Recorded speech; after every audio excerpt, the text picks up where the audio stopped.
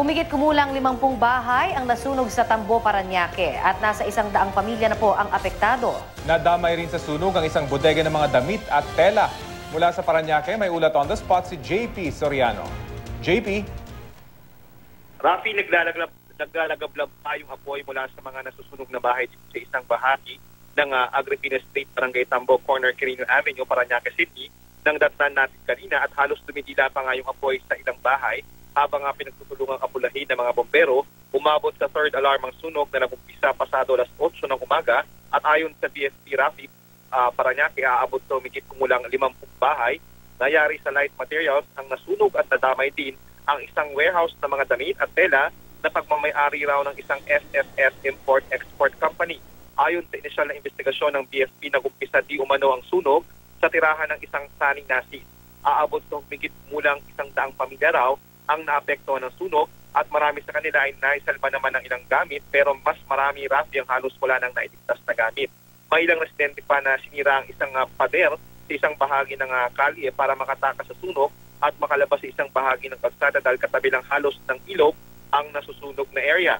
Nagtulong-tulong din ang mga residente para apulahin ang apoy. Sa kabutihang palad, wala namang naiulat na grabe na saktan at wala namang naiulat na nawawala. Iniimbestigahan pa ang sanhi ng sunog pero dahil yari raw sa light materials ang mga bahay ay mabilis kumalat ang apoy.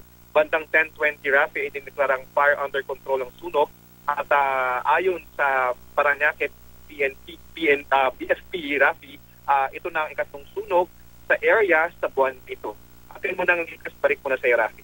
JP, kumusta yung access ng mga bumbero dun sa mga nasusunog na bahay? Nahirapan ba sila?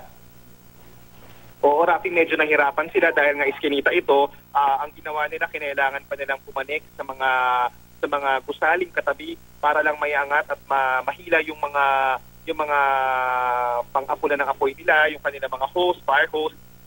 Umabot din ng almost or more than 2 hours ang apoy sunog dito na sa kabutihang palad ngayon hindi na nga natin nakikita yung malakas na usok pero kanina na nag-umpisa ito, Rafi, tanaw na tanaw ang usok na ito mula sa NAIA kung saan tayo unang nanggaling, Rafi.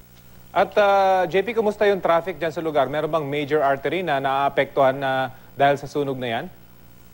O Rafi, kanina sarado ang malaking bahagi ng Quirino Avenue dito sa Barangay Tambo. Pero sa mga oras na ito, Rafi, muli na itong nabuksan muli sa traffic, sa daloy ng trapiko at nakadagdag ang sunog na ito sa matindi ng traffic na nararanasan sa may airport to. Dahil sa Rafi, alam mo naman na sunog tabi-kabila yung mga ginagawang road repairs dyan. Kaya nga in connection din dyan para po sa ating mga kababayang aalis kayong undas, mas agahan po at planuhin ang inyong biyahe dahil nga i-expect na nagrabe yung traffic. Pero ngayon, Rafi, sa Quito Quirino Avenue ay muli na itong nadadaanan.